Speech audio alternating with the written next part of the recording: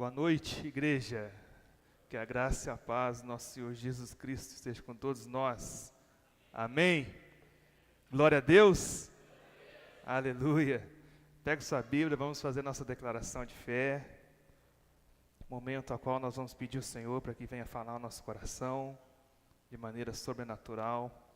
Abra o seu coração, que eu creio que o Espírito Santo vai falar essa noite, em nossos corações. Vamos sair daqui confrontados, consolados, com o coração cheio de esperança, para vivermos a vontade do Senhor. Amém? Vamos juntos? Levante sua Bíblia, vamos fazer nossa declaração de fé. Se você ainda não sabe, você pode acompanhar aqui. Esta é a minha Bíblia. Eu sou o que ela diz que eu sou. Eu tenho o que ela diz que eu tenho.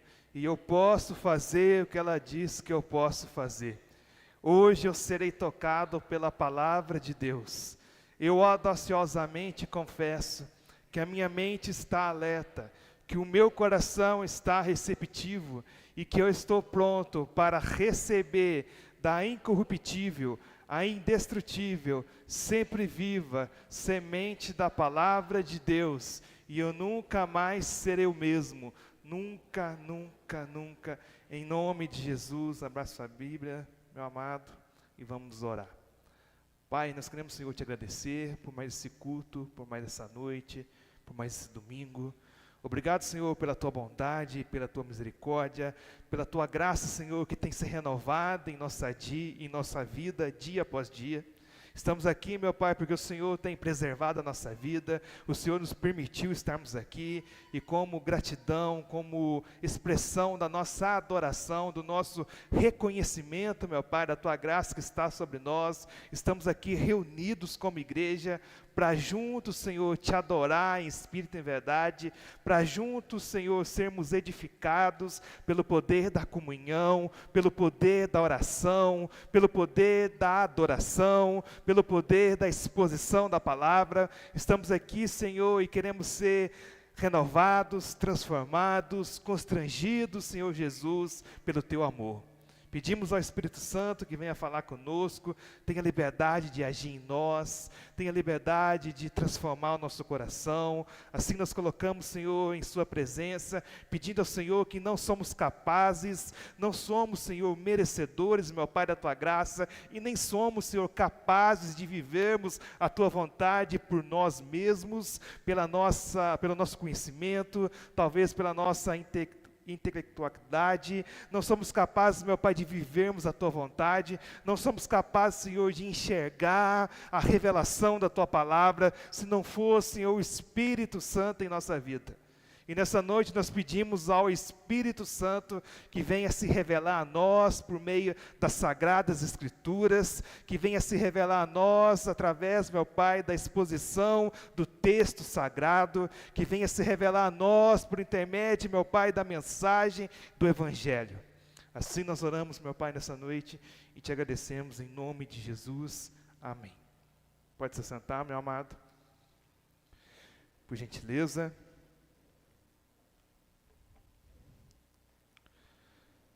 Dia 15 de maio nós comemoramos, o Dia Internacional da Família. Glória a Deus. E todos nós sabemos que família é um projeto de Deus. Família nasceu no coração de Deus e alcançou o coração do homem. E eu quero compartilhar uma palavra com vocês hoje acerca desse tema. Eu quero que você abra sua Bíblia em Atos capítulo 18 e fica aí um momentinho já que vamos ler o texto.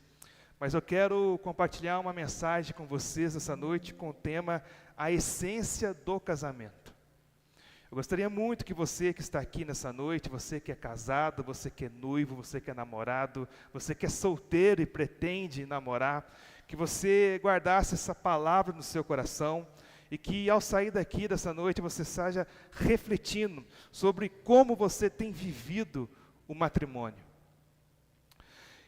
Eu quero aqui já de antemão deixar uma indicação de um livro para vocês, de Timothy Keller e de Cat Keller, esposa de Timothy. O livro ele se chama O Significado do Casamento. Eu acho que todos teriam que ter esse livro. Se você é casado, você é noivo, você é solteiro, eu acho que você precisa comprar esse livro para você ter na sua casa, na sua biblioteca, para você muitas vezes passear por ele. E nesse livro, O Significado do Casamento, Timothy Keller, de maneira extraordinária, vai trazer para nós o entendimento de que precisamos entender que o amor, ele precisa estar além das emoções. O amor, ele precisa estar além dos sentimentos. Porque muitas pessoas acreditam que o amor é apenas um sentimento, que o amor é apenas uma emoção. E quem pensa assim, desconsidera a importância do compromisso no casamento. No entanto, uma visão bíblica que redefine o amor como uma disposição de se dar sacrificialmente. Quando olhamos para as Sagradas Escrituras e através de Jesus, o modelo para mim e para você, nós enxergamos no Senhor o modelo de amor que eu e você devemos viver. Um amor sacrificial, medindo o amor pelos sacrifícios. Então, o amor, ele precisa ser muito mais profundo daquilo que pensamos e imaginamos pelo seu cônjuge. O amor deve envolver tanto o desejo quanto o dever. Guarde isso no seu coração. O amor no matrimônio, no casamento, ele deve envolver tanto o desejo quanto o dever. E assim a gente vai promover um ambiente estável para que o casamento floresça, para que o casamento frutifique. O sentimento, a emoção, apartado do amor, não equivale a um casamento forte, não constrói um casamento forte. Na verdade, o amor envolve um compromisso. O amor genuíno, o amor bíblico, precisa envolver um compromisso, que muitas vezes esse compromisso, esse amor bíblico, ele é invadido pelas emoções, pelos sentimentos flutuantes, ou seja, passageiros. E nós precisamos entender isso.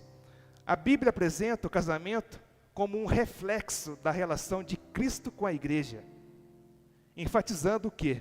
Como Paulo ilustra isso? O sacrifício de Cristo pela igreja, o sacrifício mútuo de amor. Então essa perspectiva desloca do amor, do conceito do homem, do foco da satisfação pessoal para o serviço mútuo, proporcionando então uma base que é mais saudável para o casamento. Então a essência do casamento, meus amados, reside em sua conexão com o Evangelho. Precisamos entender isso. O Evangelho é onde o amor envolve toda a verdade, quanto o compromisso. Amor e compromisso, desejo e vontade precisam andar juntos. O casamento deve ser visto como uma parceria que enfatiza o amor e o sacrifício mútuo ao mesmo tempo, olhando para Cristo, em vez da realização pessoal. E aqui está o segredo para um casamento saudável. E aqui também conseguimos enxergar o porquê de muitos casamentos chegarem ao fracasso. Sentimento apartado do amor. Sentimento, emoção apartado da responsabilidade da aliança. Não mantém um casamento. Está aqui a resposta para o fracasso de muitos casamentos. Irmãos, esse ano, eu e minha esposa completamos 18 anos de casados. Para a glória de Deus. Mas existem pessoas aqui entre nós que já estão casados há 20, 25, 30, 40 anos ou mais. E eu preciso dizer algo para vocês. Vocês são uma grande inspiração para nós. Todos vocês. Vocês são uma grande inspiração para os seus filhos. Vocês são uma grande inspiração para os irmãos na fé. Porque essa geração que tem tratado e vivido o casamento como se fosse algo descartável, não entendeu o que é o casamento. Porque em um tempo que vivemos nessa geração de tanta diluição, igreja, da lealdade, tanta diluição da fidelidade, a resiliência de superar os desafios, certamente a longevidade no matrimônio é a lição que essa geração precisa aprender. Longevidade no matrimônio. E eu quero aqui ministrar uma palavra ao coração de vocês, aos noivos, aos namorados, aos solteiros, aos casados, e guarde esse ensino no coração de vocês. No casamento, ser um é melhor do que ser dois no casamento. Talvez você esteja pensando, pastor, o senhor está equivocado, porque a Bíblia diz em Eclesiastes, através de Salomão, ele diz que é melhor ser dois do que um. Mas o que Salomão está dizendo em Eclesiastes sobre ser dois, ele está falando sobre ser duas pessoas. E aqui eu estou falando sobre a unidade no casamento. E é nesse quesito, é melhor ser um do que ser dois. E você vai entender na exposição do texto bíblico essa verdade. Primeira verdade, Gênesis 2:24. Gênesis 2:24 vai dizer que o homem deve deixar a casa, o pai e a mãe, e se unir à sua mulher, e os dois se tornarão uma só carne. Portanto, o casamento não são dois amigos que decidem viver debaixo de um mesmo teto. Casamento é um homem e uma mulher que decidem se misturar um com o outro, ao ponto de se tornarem um. Casamento é o homem e a mulher se misturarem um com o outro, ao ponto de se tornarem um. E ainda que, obviamente, igreja, isso seja uma graça de Deus, isso também é um esforço, isso também é um exercício de nós vivermos em unidade. Dentro do casamento existe um esforço, existe uma dedicação, existe uma pergunta que os solteiros fazem, que os casais fazem, que eu vou responder hoje para vocês. A seguinte pergunta, que eu sempre ouço, que sempre sou questionado: qual é o casamento que dá certo? Ah, pastor, o casamento que dá certo é o casamento das pessoas que se casam com mais experiências. Pessoas que casaram com 30 anos de idade ou mais. Porque já viveram muita coisa e então estão preparados para assumir uma família.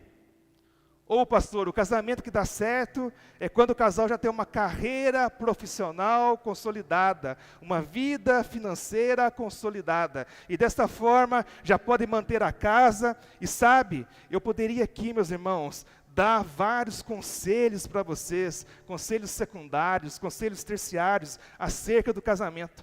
Por exemplo, eu vou dar um conselho para você.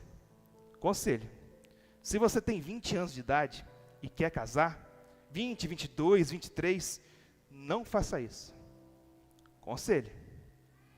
É um conselho, tá bom? Agora, se você quiser casar, o problema é teu. É um conselho que eu estou te dando. Eu casei com 19. A minha esposa casou com 17. E eu posso te dizer, nós somos sobreviventes. Foi difícil demais, mas superamos. E estamos aqui para a glória de Deus. Mas perceba que ainda, de fato, que seja um conselho bom, você não casar tão novo, ainda assim o meu casamento deu certo. Portanto, casar novo não é sinônimo de dar errado. E nem casar velho é sinônimo de dar certo. Ter condições financeiras para casar não é sinônimo de dar certo ou de dar errado. Já cansei de ver, igreja, casais com casa própria, se casando e depois do divórcio tiveram que dividir os seus bens que adquiriram. Portanto, ter condições financeiras não é a garantia que o seu casamento dará certo. A pergunta de fato é: o que de fato faz o casamento dar certo? E a resposta mais simples que podemos dar a essa pergunta é: o casamento que dá certo é quando dois se tornam um. Quando dois se tornam um. Até porque ser um não é uma opção no casamento. Ser um é um mandamento. É uma ordenança. Ser um é o próprio casamento. E com isso, obviamente, fica a reflexão de que, se você não vive unidade conjugal, você nem sabe o que é casamento.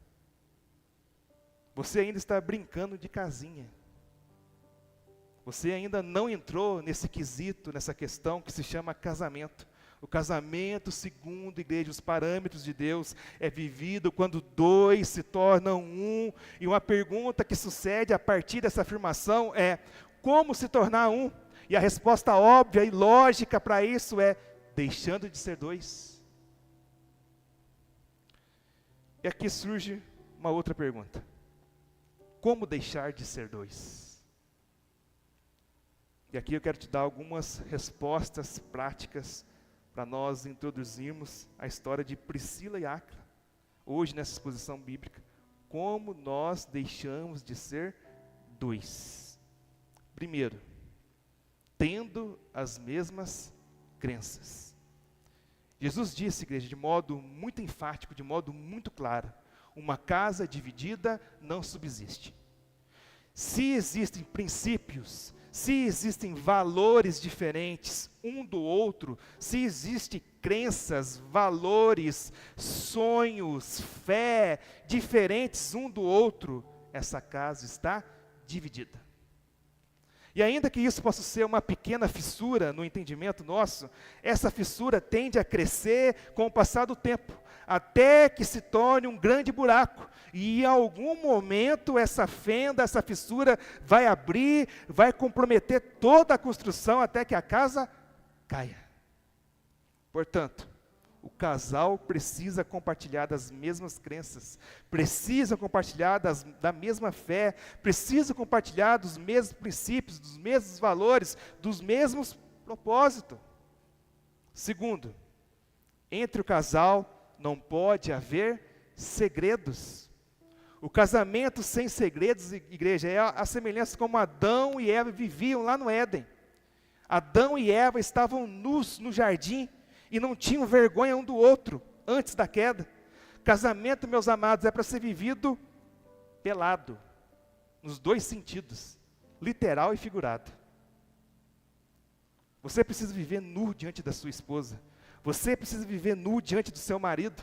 E sabe o que eu percebo? Alguns homens que já casaram, alguns homens que não perceberam que lá no altar já foi conquistada a sua esposa, e ali já foi aliançada uma aliança com ela no altar. Então alguns homens continuam vivendo como se tivesse conquistado a sua esposa, e de certa forma, de algum modo, nós precisamos cuidar, precisamos conquistar a nossa esposa sim, de certa forma, mas a gente precisa entender que nós, homens, e tanto as mulheres, nós precisamos viver nu um diante do outro. Nós não podemos esconder as nossas fraquezas, não podemos esconder o nosso pecado, não podemos esconder segredos, não podemos esconder as dificuldades. Você precisa estar nu diante do seu cônjuge. E a grande verdade é que quem não confessa fraqueza, um dia terá que confessar pecado. Não tem outro caminho, meu irmão. Se não confessa fraqueza, vai confessar pecado. É consequência. Por esse motivo, o casal deve viver em nudez. Não pode haver segredo. Você precisa ser transparente com a sua esposa, ser franco com ela, ser transparente acerca de você, e você, esposa, com o marido. Quais são as tentações que você passa, quais são as dificuldades que você enfrenta, quais são as limitações que você tem. Mas, pastor, mas se eu falar para minha esposa, ela termina o casamento. Deixa eu te falar uma verdade, meu irmão. É melhor terminar um casamento de mentira do que perpetuar uma mentira, um casamento fake. Casamento tem que ser sobre o fundamento da verdade, porque vocês estão juntos agora, vocês são cúmplices um do outro. O casamento de vocês precisa ser construído sobre uma pedra, a pedra angular que é Jesus. E Jesus é a verdade, o caminho e a vida. Portanto, você precisa conhecer o seu cônjuge. Precisa conhecer. Até usei uma ilustração. Vai que o seu cônjuge é um maníaco. Você está dormindo com um maníaco na sua cama e nem sabe. Sabe por que eu digo isso?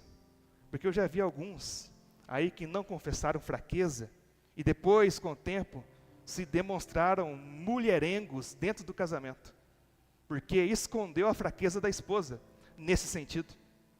Vai que você, marido, está dormindo com uma narcisista maluca, que nunca falou sobre suas fraquezas, sentimentos e pensamentos, e de repente o casamento se revela sendo na verdade o que nunca foi. Meus irmãos, casamento para ser um, não pode haver segredos, ainda que seja dolorido. Não pode haver segredos. É vergonhoso e constrangedor confessar fraqueza e pecado, mas ainda assim, esse é o caminho para a unidade conjugal. Portanto, em terceiro lugar, confesse um ao outro as suas fraquezas, as suas tentações, o seu pecado. Porque é assim que o casal vai crescer em maturidade, vai crescer em unidade. E por fim, tem um mesmo objetivo. Para onde vocês estão indo? O que vocês estão construindo? O que vocês estão fazendo com a vida de vocês? Qual é o plano? Qual é o propósito da família? Quais são os sonhos? Qual é a vontade de Deus para vocês? Uma coisa eu tenho convicção: o casamento que não vive unidade está fadado ao fracasso. É questão de tempo, porque casamento significa ser um, e não ser dois, é ser um. E existe aqui um casal bíblico, que eu particularmente sou fã deles. Esse casal se chama Priscila e Áquila. Quem já ouviu falar de Priscila e Áquila na Bíblia? Vamos ler sobre eles hoje e aprender alguns princípios importantes sobre o casamento.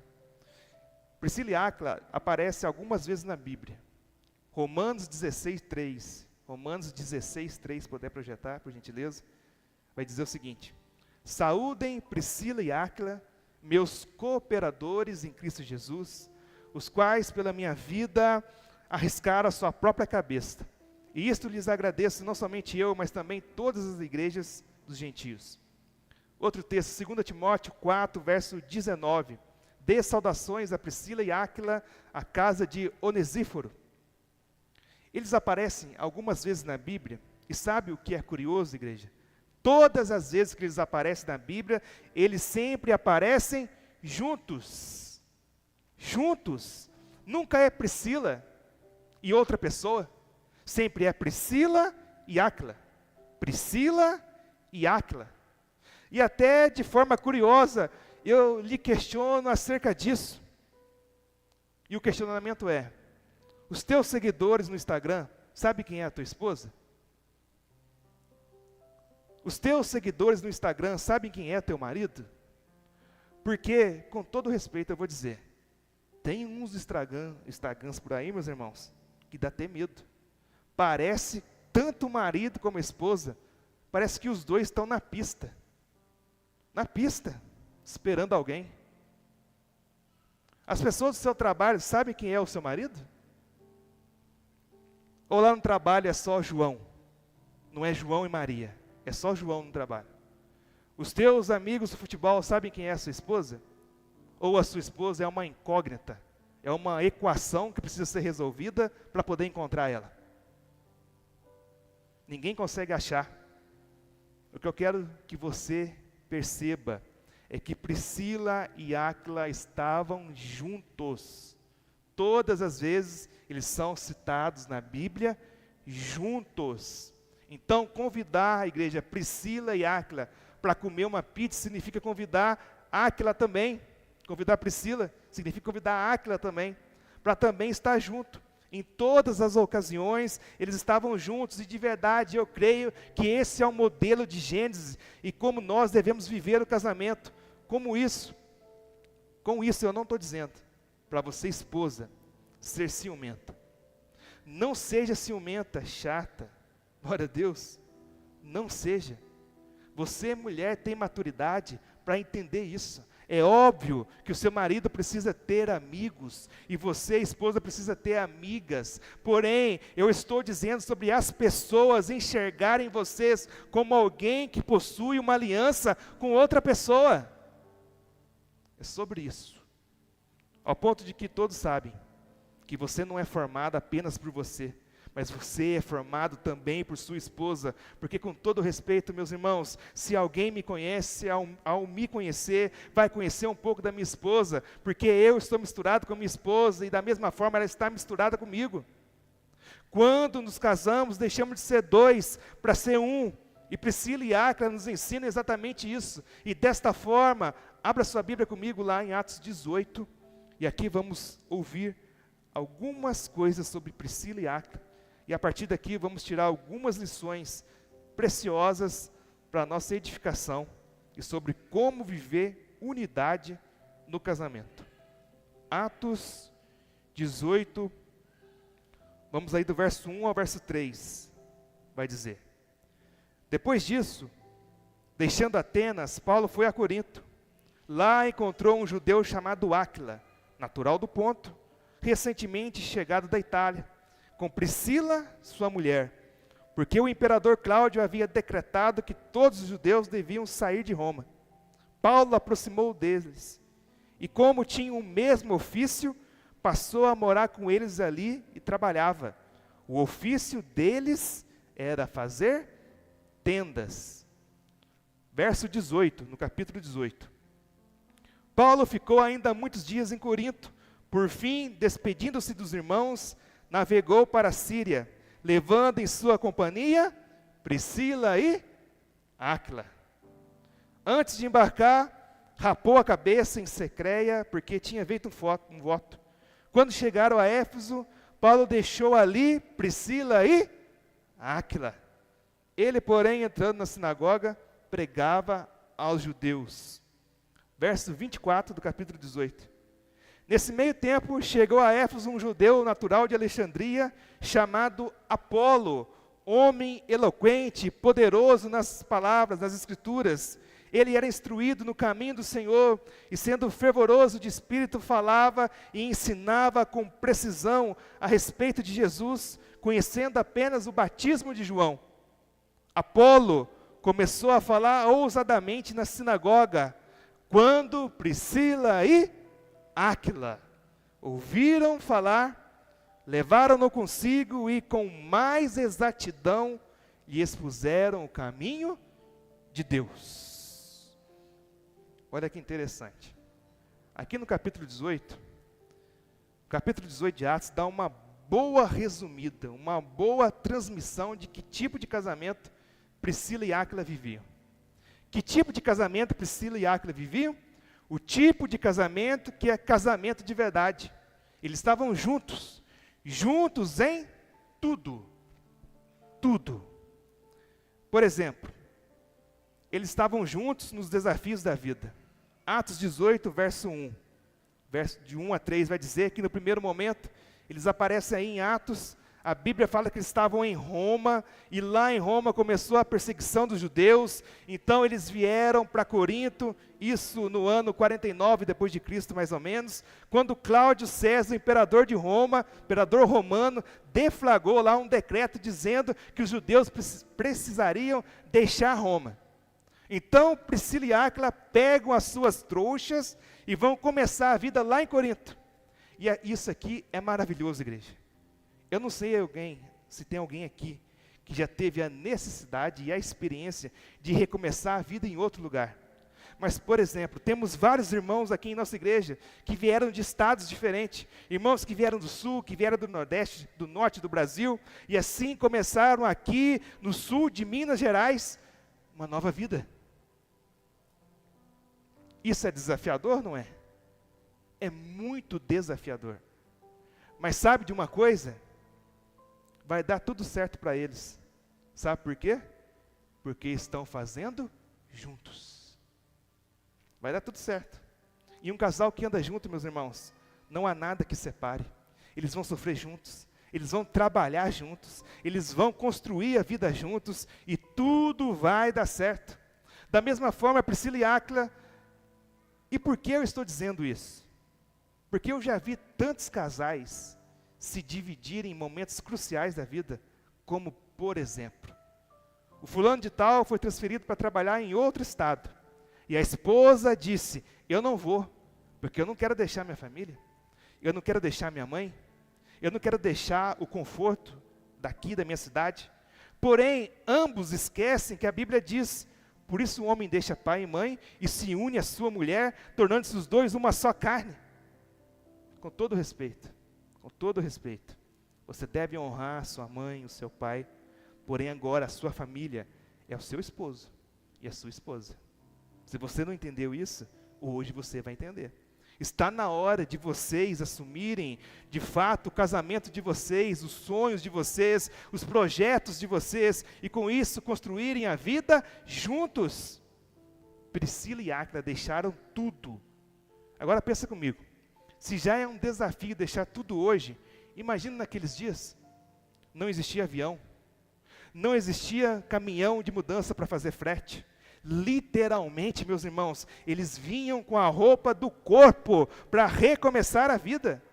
Porém, eles estavam juntos. Juntos. Em outras palavras, Priscila disse para Áquila: aonde você for, eu também irei com você. Quem está entendendo o que eu estou dizendo? Unidade no casamento. Você consegue perceber porque muitos casamentos fracassam? Já consegue ter uma ilustração, um vislumbre de por que muitos casamentos fracassaram? Por falta de unidade. E deixa eu dizer uma coisa. Você deve conhecer a sua esposa. Você precisa conhecer o seu marido. Eu conheço a minha esposa. Você conhece o seu marido? Você conhece a sua esposa? Eu conheço a minha esposa, meus irmãos. E se amanhã Deus nos mandar, o Senhor nos mandar lá para o sul da África, lá para o norte do Brasil, lá onde ninguém quer ir, se Deus nos mandar para lá, eu garanto para vocês que amanhã mesmo, eu e minha esposa estamos vendendo casa, vendendo carro, vendendo tudo e indo embora. E eu conheço, eu me conheço, eu conheço ela. Então eu posso afirmar para vocês isso, se Deus mandar, se Deus liberar uma palavra para nós e direcionar para lá, nós estamos indo para lá. Você precisa conhecer seu esposo, meu irmão, sua esposa, meu irmão, e minha irmã, você precisa conhecer o seu marido. Você precisa conhecer o coração de ambos. Vocês precisam se conhecer. Então fica a dica. Conheça o coração de ambos, um do outro. Isso é fundamental para um casamento saudável. Agora, como um casamento pode ter sucesso? Tendo segredo, escondendo fraquezas, com falta de unidade. Como que isso dá certo, meu irmão e minha irmã? Nunca vai dar certo. É questão de tempo. É questão de tempo. Se tiver que sofrer, vamos sofrer juntos.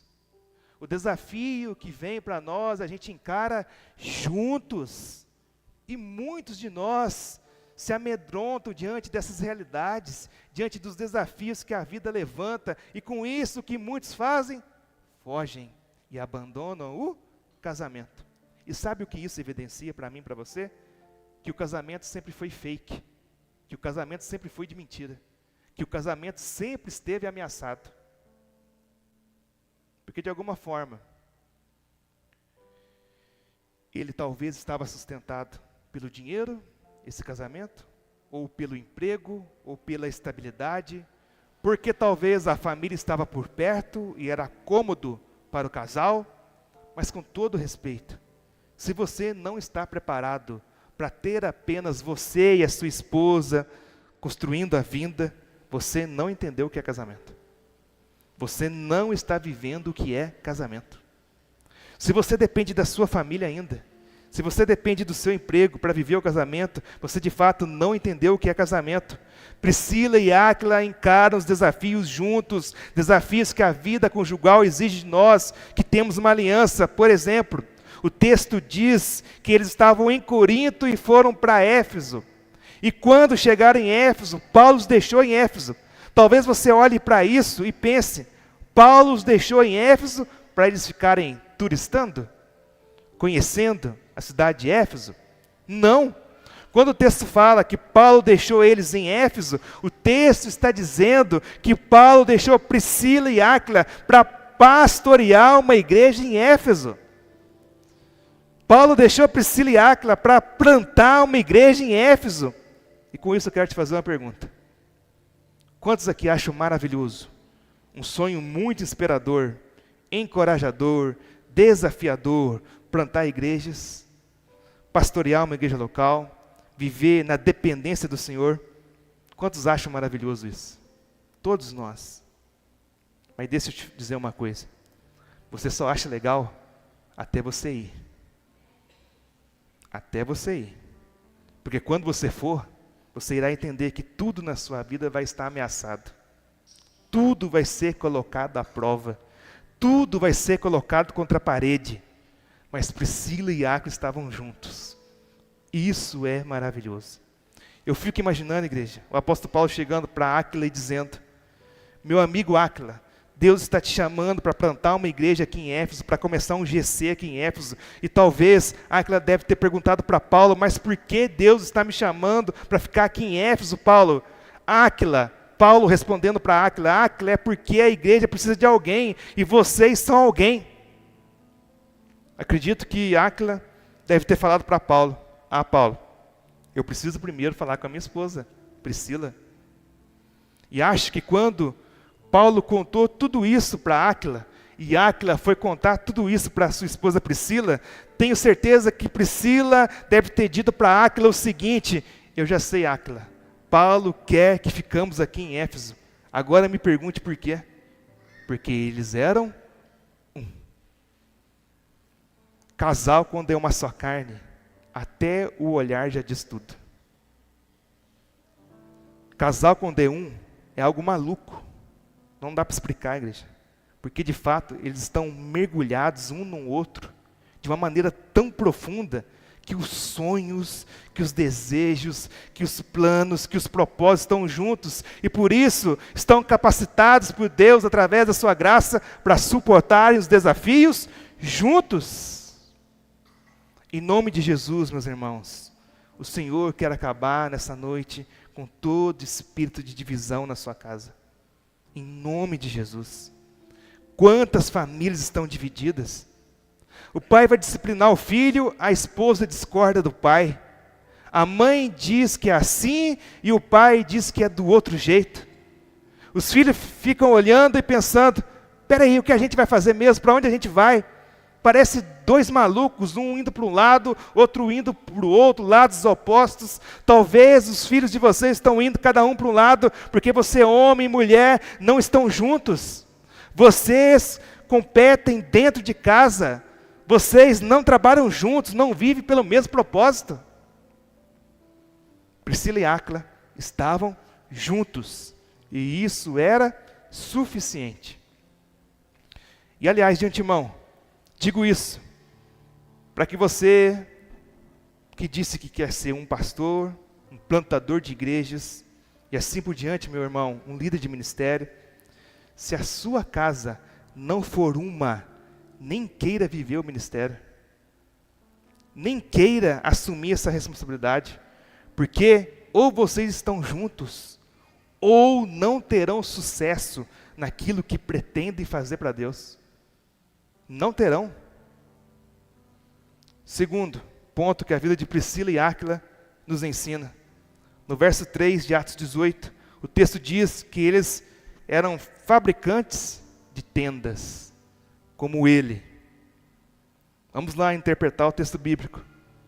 Eram, quem eram? Quem é aí o sujeito da sentença aí no texto? Priscila e Áquila. Quem fazia tendas? Era Áquila? Não, Priscila e Áquila. E eu desconfio que o negócio deles chamavam axilas. Priscila e Áquila tendas. Axilas tendas.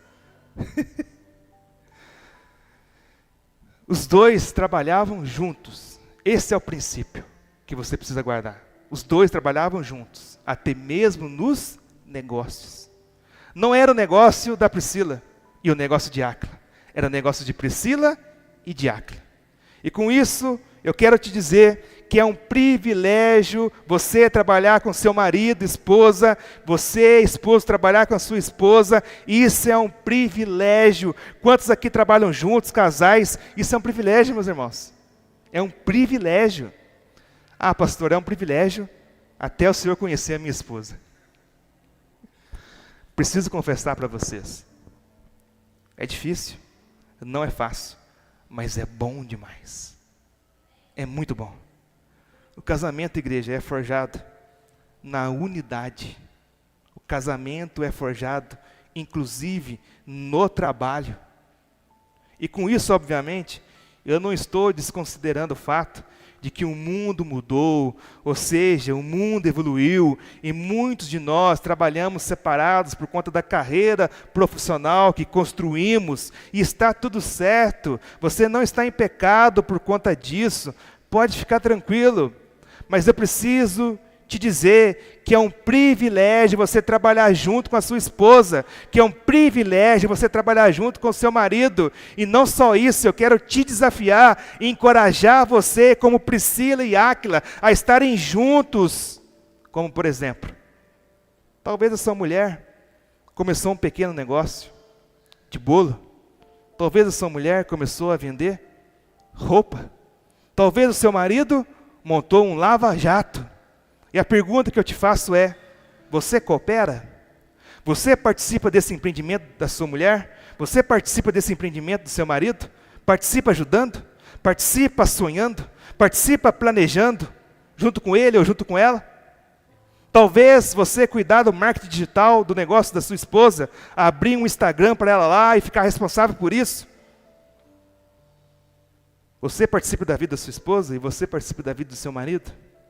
Priscila e Áquila participavam até dos negócios juntos. Que exemplo de casal. Que exemplo. E deixa eu te ensinar algo. Quando um casal, igreja, aprende a planejar as suas finanças em conjunto, em unidade, a prosperidade vem como consequência. Estatisticamente, é mais fácil você enriquecer casado do que solteiro, você sabia disso?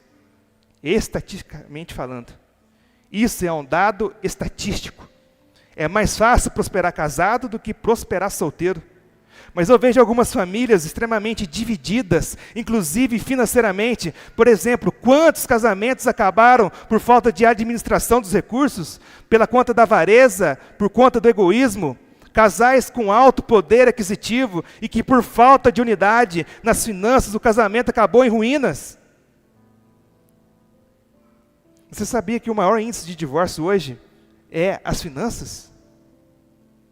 Está quase ali, junto ali nas estatísticas, a finança com o adultério, colado.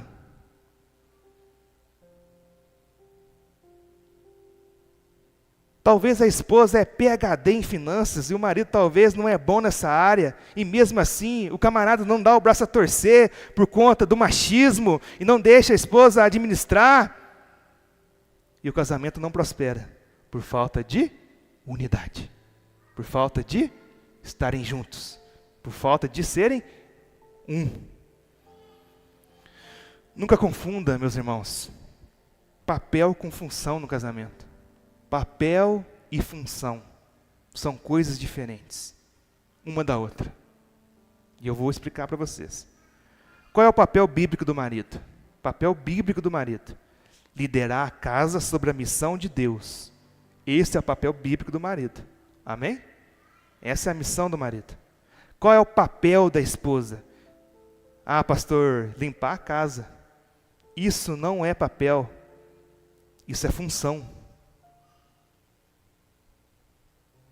Até porque, se tratando de função, essa ideia de que a mulher precisa lavar a louça, precisa limpar a casa e assim por diante, meus irmãos, é vocês que se organizam nas funções. Não tem problema o marido ajudar a esposa na casa, porque isso não é um padrão bíblico. Por quê? Qual é o papel da mulher na palavra de Deus no casamento? Sabe qual é? O papel da mulher na palavra de Deus é ser auxiliar na missão que Deus deu ao marido. Esse é o papel da esposa no casamento. Agora, quem vai lavar a louça, quem vai lavar as roupas, quem vai limpar a casa, meus irmãos, os dois, quem gosta de fazer isso, quem melhor faz. Ah, pastor, ninguém gosta de lavar a louça. Então, meu irmão, investe e compra uma máquina que lava a louça. Glória a Deus. Cadê as irmãs aí? Se ninguém gosta de lavar louça, compra uma máquina de lavar louça. Resolveu o problema. Acabou o problema. Vocês vão se organizar nas funções dentro de casa. Não confunda papel bíblico da mulher, esposa, com função de marido e esposa dentro de casa. Não confunda isso. Não confunda isso. Quem vai lavar a roupa? Quem sabe lavar melhor. Quem sabe lavar melhor? A máquina. Quem falou aí? Foi esperto. É simples, meus irmãos. Tem casamento sendo destruído por conta disso. Que ingenuidade, que falta de maturidade, que falta de conhecimento.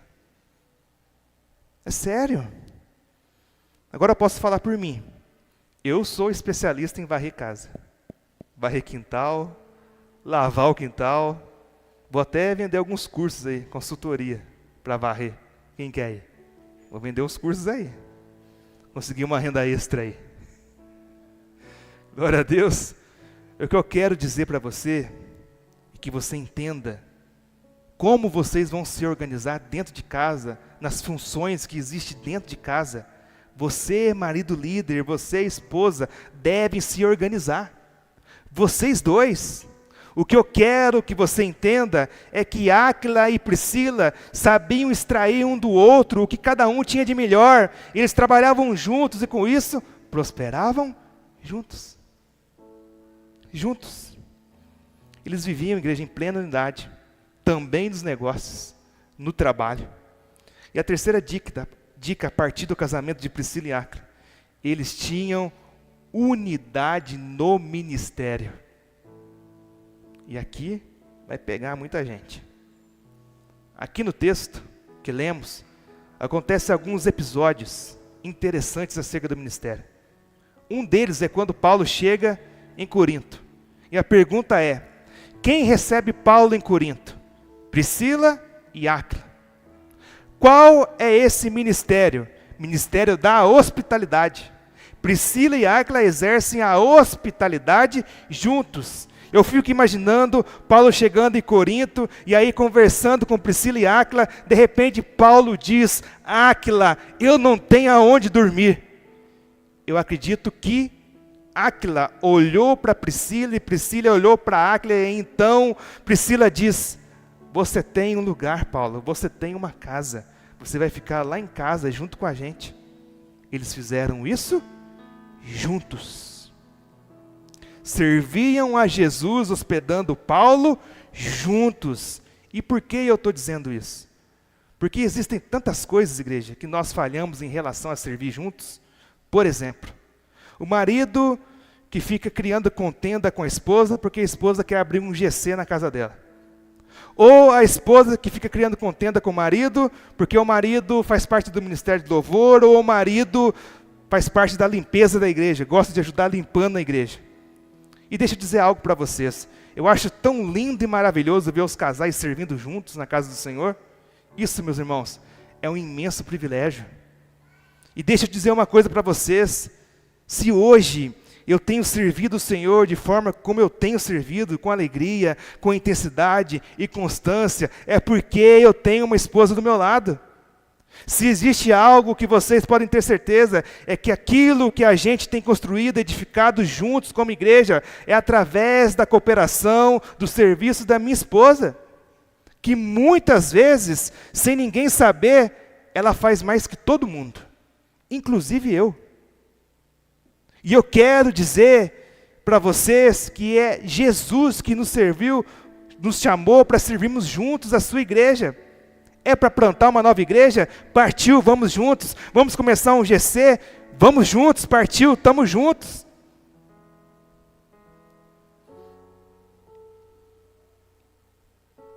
Sabe, meus irmãos, aqui em Lagoinha, nós andamos na contramão de todos. Não é só o pastor, não é só o pastor que é pastor, é a família pastoral, a esposa é pastora, os filhos pastoreiam juntos, sempre juntos para a glória de Deus.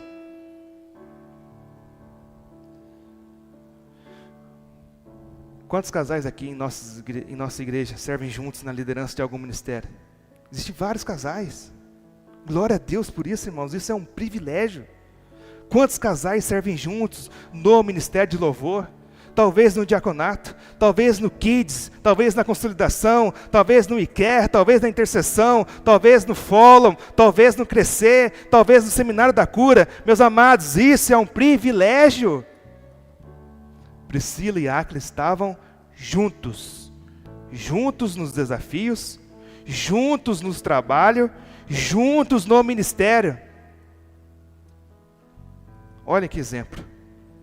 Olha o verso 26 de Atos 18 que vai dizer. Atos 18, verso 26. Apolo começou a falar ousadamente na sinagoga, quando Priscila e Áquila, de novo, o ouviram falar, levaram-no consigo e com mais exatidão lhe expuseram o caminho de Deus. Meu irmão, nada que está na Bíblia está por acaso. Você percebeu que todos os textos que nós lemos, Priscila e Áquila estão juntos? A pergunta é, quem convidou Apolo para ir para casa? Priscila e Áquila? Foi a Priscila? Não, foi Priscila e Áquila. Outra coisa, chegando em casa, Áquila sentou no sofá e colocou os pés sobre a mesa ali no centro e falou para Priscila, vai fazer comida para nós? Não, o que o texto diz é que Priscila e Áquila ensinaram a Apolo. Isso é maravilhoso. E agora aqui nós vamos quebrar um paradigma que talvez alguns ainda nutrem na mente. Paradigma que precisam ser quebrados para a glória de Deus. Você está preparado para isso, meu irmão, que eu vou dizer aqui agora? Quem já andou de avião? Muita gente, né? Aperte o cinto aí, porque se faltar oxigênio, a máscara vai cair no seu colo. Você está preparado para o que eu vou dizer agora? Sabe o que o texto está dizendo para nós, que de maneira muito clara? Uma mulher ensinou Apolo, e ponto final. Ponto final.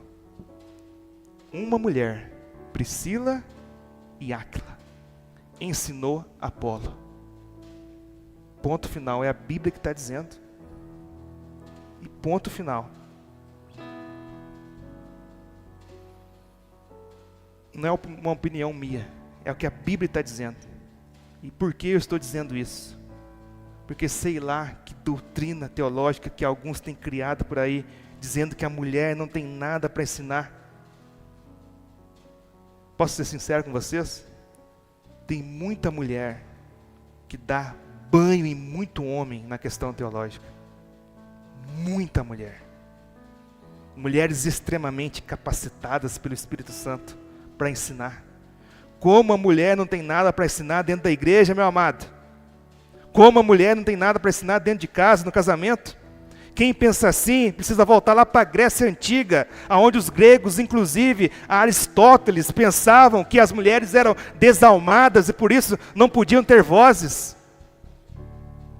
Agora, meus irmãos, na nova aliança, o que o profeta Joel proclamou, o que Pedro em Atos capítulo 2 disse através do profeta Joel, é que os filhos e filhas profetizarão, é que homens e mulheres falarão da parte de Deus, as maravilhas do Senhor. Em outras palavras, de forma bem objetiva, é que se você, marido, acha que a sua esposa não tem nada para te ensinar, que você não tem nada para aprender com a sua esposa, você é um homem tolo.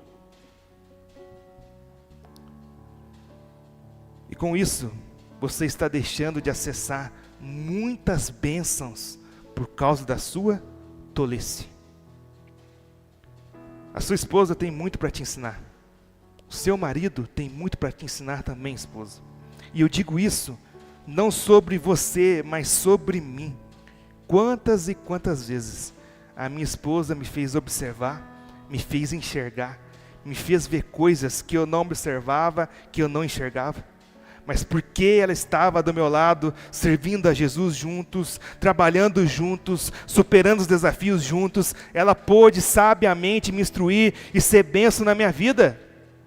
Quantas vezes? Até porque, igreja, uma das traduções hebraicas para o papel da mulher em Gênesis é que ela é uma auxiliadora idônea. E a ideia do texto lá em Gênesis para auxiliar idônea é a mesma ideia dada ao Espírito Santo, ou seja, o Paracletos de Deus, o Consolador, aquele que nos ensina todas as coisas. E o que eu quero, o que vocês entendam, marido e esposa, Deus uniu vocês para que vocês sejam um, para que vocês estejam juntos, um do lado do outro, edificando a casa de vocês, cumprindo junto de vocês o papel, o ministério na igreja local, trabalhando juntos para o enriquecimento da família, para o avanço da obra de Deus, do reino de Deus, para o avanço, para o florescimento da igreja local. E se vocês estiverem em Cristo, e de fato, um ao outro, isso é suficiente. Vocês não precisam de mais nada. Suficiente para enfrentar os desafios que precisam enfrentar. Suficiente para vocês superarem os obstáculos, se vocês forem um. Esse é o segredo de um casamento que glorifica a Deus e de um casamento de sucesso. Vocês precisam vencer o orgulho, vocês precisam vencer o individualismo desequilibrado dentro do casamento. Casais, vocês precisam ser uma só carne. Uma só carne. E por fim, eu quero fazer uma pergunta para vocês. Quantos aqui querem edificar uma família que deixará um legado de amor, um legado de superação, um legado de perdão, um legado de conquistas, um legado de sacrifício, um legado de renúncias, um legado de cumplicidade? Amém? Todos nós queremos viver isso. E sabe quando vamos construir esse legado? Sendo um com o seu cônjuge. Quando vocês forem um.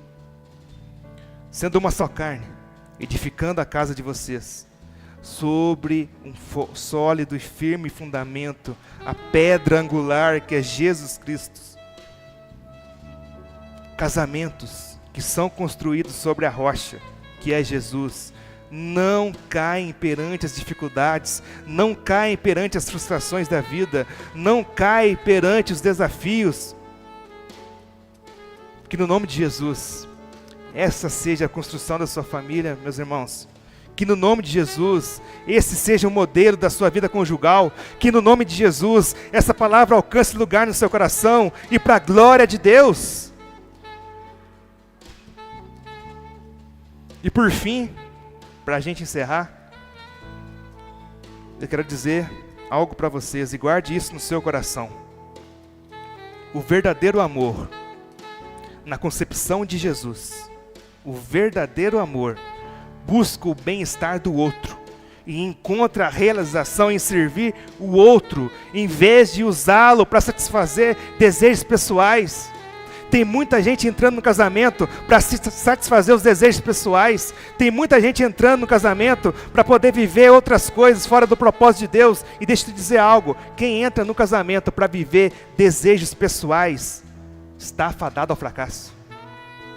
Esse casamento está com os dias contados. Casamento não foi projetado por Deus para vivermos desejos pessoais. Casamento foi projetado por Deus para vivermos a vontade de Deus, para construirmos o casamento sobre um sólido, firme fundamento que é Jesus. O casamento foi estabelecido por Deus para que através da família, através do casamento, as pessoas possam enxergar Cristo. Cristo e a igreja e Cristo. O casamento aponta para algo eterno, o casamento aponta para uma aliança que é eterna, o casamento aponta para algo que é eterno. Cristo e a igreja. Sabe, meus irmãos, guarda isso no seu coração. O verdadeiro amor busca o serviço mútuo.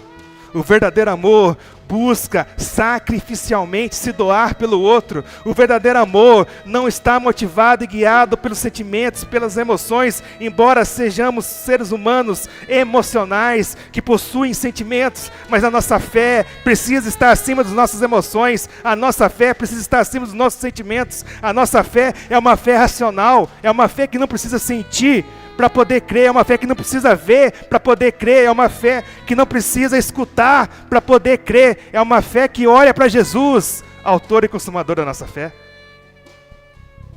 Portanto, meu irmão e minha irmã, o casamento é algo precioso, é algo valioso demais. Para de brincar com algo que é sagrado. Casamento, família é algo sagrado. E todos nós havemos de comparecer diante de Cristo e prestaremos contas a Ele de tudo que temos feito aqui, inclusive do mau testemunho que temos dado.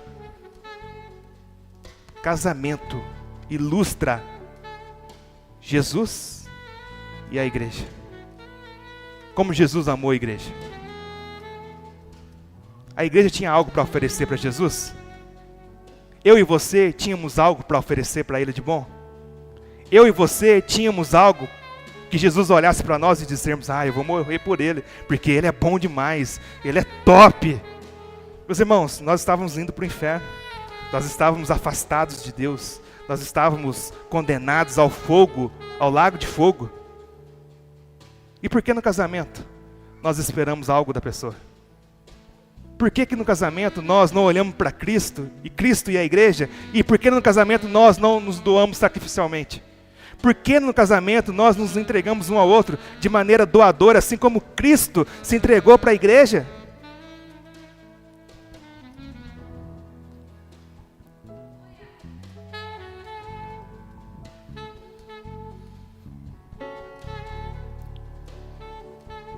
Deus não nos chamou para vivermos os nossos desejos pessoais dentro do matrimônio, meu irmão. Deus nos chamou para vivermos a vontade dEle. Vamos realizar sonhos, projetos? Vamos, Deus vai nos dar graça. Mas o propósito do casamento não é esse. O fim do casamento não é esse. Meus irmãos, essa geração tá maluca. Essa geração é Nutella demais. Os caras estão casando para fazer sexo. Os caras estão casando para poder disfarçar o pecado. Para fazer sexo. O casamento está com os dias contados. Está fadado ao fracasso. Precisamos alinhar o nosso coração. Precisamos entender que casamento é algo sagrado, que a família é algo sagrado para Deus. Deus ama a família. Deus ama o casamento. Deu graça para Paulo ilustrar o relacionamento de Cristo com a igreja através do casamento, meu irmão. Você tem noção dessa aliança? É a aliança mais profunda que existe. Amém? Vamos ficar de pé?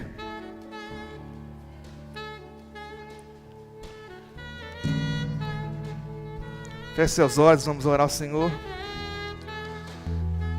Pai, em nome de Jesus, nessa noite, queremos, Senhor, pedir perdão, meu Pai, de todos os nossos pecados, falhas e erros. Queremos pedir perdão, meu Pai, do nosso egoísmo, do nosso orgulho. Queremos pedir perdão, meu Pai, como igreja, de como temos levado o nosso matrimônio, de como temos tratado o nosso cônjuge, de como temos vivido o casamento, meu Pai. Queremos pedir perdão, Espírito Santo. Perdão de como temos, meu Pai, vivido essa aliança, meu Pai, que aponta para algo eterno, essa aliança que aponta para Cristo e a igreja. E nessa noite, pedimos ao Espírito Santo graça de Deus, pedimos capacitação espiritual, pedimos poder de Deus, o dunamis de Deus, para vivermos essa verdade, para vivermos essa realidade. Oramos, meu Pai, para que sejamos um. Oramos para que o nosso casamento, o nosso matrimônio, seja um casamento, meu Pai, regado pela Tua Palavra, seja um casamento, um matrimônio, regado, meu Pai, pela verdade das Escrituras, que seja um casamento, meu Pai, que Te glorifique, que testemunhe do Evangelho do Senhor Jesus Cristo, que seja um casamento, meu Pai, que viva em unidade, que seja um casamento que trabalhe juntos nos negócios, que seja um casamento, meu Pai, que prospere junto, um casamento, meu Pai, que avance juntos, que um casamento onde não há segredos, um casamento onde não escondemos fraquezas, não escondemos as dificuldades, mas que seja um casamento onde o marido e a esposa se entreguem um ao outro e que de maneira assim gloriosa, que de maneira profunda se misturem ao ponto de se tornarem uma só carne. Assim nós oramos, Senhor, nessa noite. Oramos pelas famílias. Oramos, meu Pai, pelo casamento. Oramos, Senhor, pelo nosso matrimônio. Oramos, meu Pai, por essa aliança tão maravilhosa, tão gloriosa, que aponta para Cristo e a igreja, que aponta para algo eterno, que aponta, meu Pai, para o amor de Cristo pela igreja. E assim nós oramos nessa noite, Senhor, pedindo graça, graça do Espírito Santo, para vivermos essa verdade, para testemunharmos o Senhor acerca do nosso casamento. Que possamos, meu Pai, viver essa verdade, com a ajuda do Espírito Santo, com a capacitação celestial. Assim nós oramos nessa noite, pedindo ao Senhor, meu Pai, que nos ajude a vivermos o matrimônio, a cuidarmos da nossa família, assim como o Senhor espera que cuidemos da nossa família, assim como o Senhor espera que cuidemos do nosso matrimônio, assim como o Senhor espera, meu Pai, que edifiquemos a nossa casa, o nosso casamento, que assim, meu Pai, debaixo da Tua palavra, debaixo do direcionamento do Espírito Santo, nós possamos, meu Pai, viver essa verdade. E nessa noite nós oramos em nome de Jesus. Amém. Glória a Deus. Aleluia. Antes de encerrar, gostaria de fazer um convite para você que ainda não fez essa oração. Uma oração que é a oração que reconhece Jesus como Senhor e Salvador da sua vida. Você que ainda não fez essa oração, levante sua mão, gostaria de orar por você. Existe alguém em nosso meio que nunca fez essa oração de rendição, oração de reconhecimento que Jesus é o Senhor, é o Salvador da sua vida? Existe alguém em nosso meio? Você que quer ter sua vida transformada, a sua vida guiada por Jesus? Amém? Você que estava distante, talvez desviado, você que talvez já fez essa oração, mas por algum motivo ou em algum momento você se desviou, você se desvencilhou da fé e caminhou por outros caminhos, mas hoje você está aqui porque o Espírito Santo te trouxe aqui e você quer fazer essa oração de reconciliação. Eu quero orar por você. Existe alguém no nosso meio que quer reconciliar com o Senhor Jesus, quer voltar para a igreja, voltar para o seio da igreja? Amém? Deus abençoe, minha irmã. Vem cá, eu quero orar por você. Tem mais alguém? Tem mais alguém no nosso meio? Você que quer voltar para Cristo, se reconciliar com o Senhor? Aleluia. Glória a Deus. Vamos orar pelos nossos irmãos.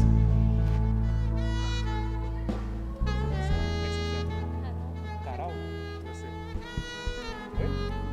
Yuri. Vocês estão aceitando Jesus ou estão reconciliando? Reconciliando?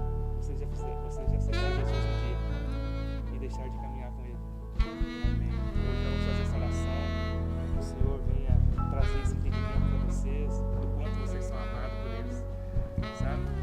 Que essa oração possa levar vocês a viver de fato o relacionamento com o Senhor, sabe? Deus não está distante de vocês. Talvez você pense, Deus está distante de mim, Deus não me ama mais, Deus me esqueceu. Não, Deus está próximo de você, Deus está próximo de nós.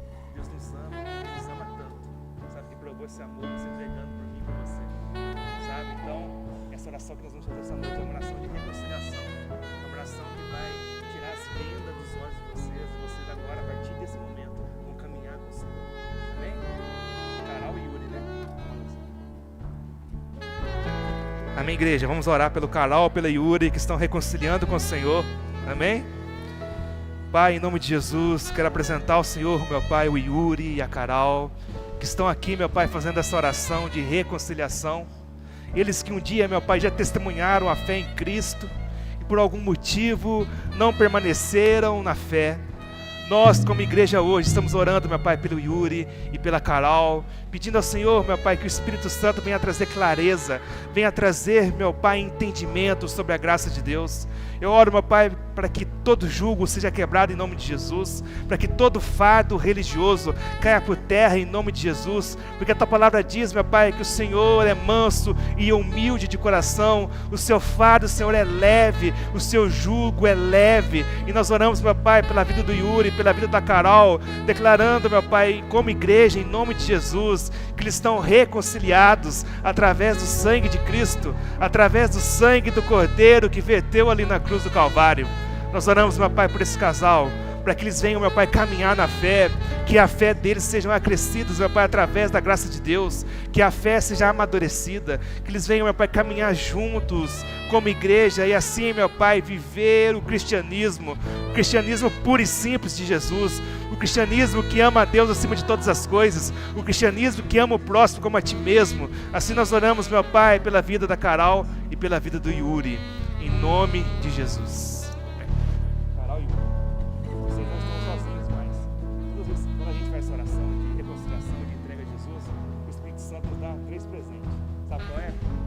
Bíblia, o primeiro presente é a palavra de Deus. Você vai conhecer Jesus através da palavra de Deus, sabe? Jesus só pode ser conhecido através da palavra, de maneira gloriosa, de maneira sobrenatural. O segundo presente que Ele nos dá é o Espírito Santo, que habita dentro de vocês. Vocês não estão sozinhos mais. O próprio Deus habita dentro de vocês. O próprio Deus vai conduzir vocês a essa fé genuína, a fé salvífica. E o terceiro presente é a igreja.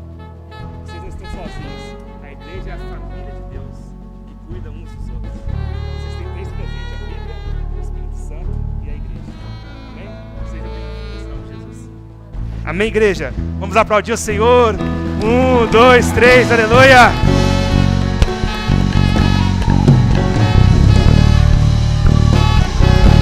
Aleluia!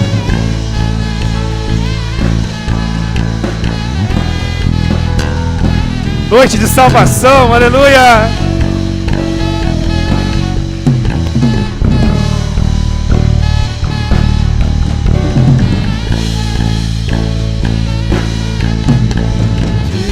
Contigo é contigo.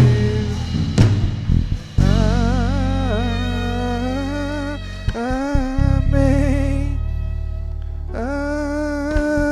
Amém. Aleluia, glória a Deus. Obrigado, Senhor, pela nossa família.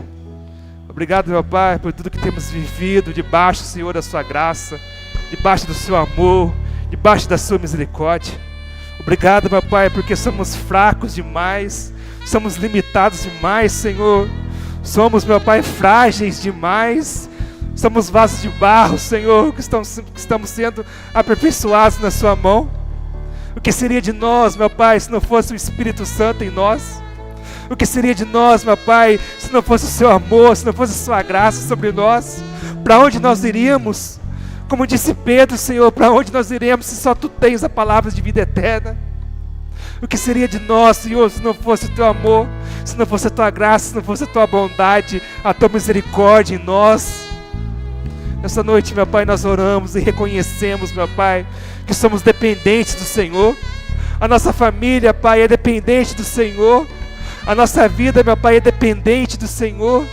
Nós não queremos, meu Pai, andar 1 milímetro fora da Tua vontade. Nós não queremos, Senhor, viver nada fora da Tua vontade, daquilo que o Senhor tem para nós, meu Pai, como igreja, como família, como casais.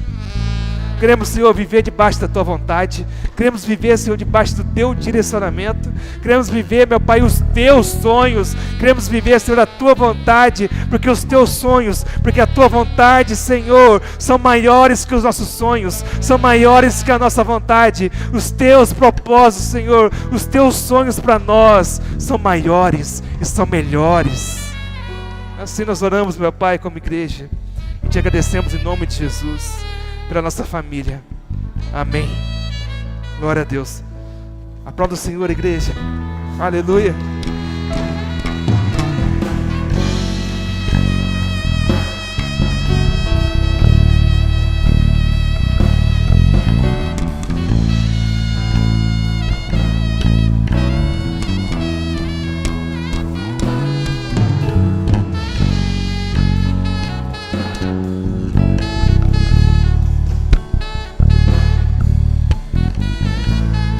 Aleluia. Glória a Deus. Deus seja louvado. Deus nos chamou para andar em família, para andar em unidade. Esse é o sonho de Deus. Deus não quer que ninguém ande sozinho. Deus não criou eu e você, meus irmãos. Deus não criou a humanidade para andar sozinha.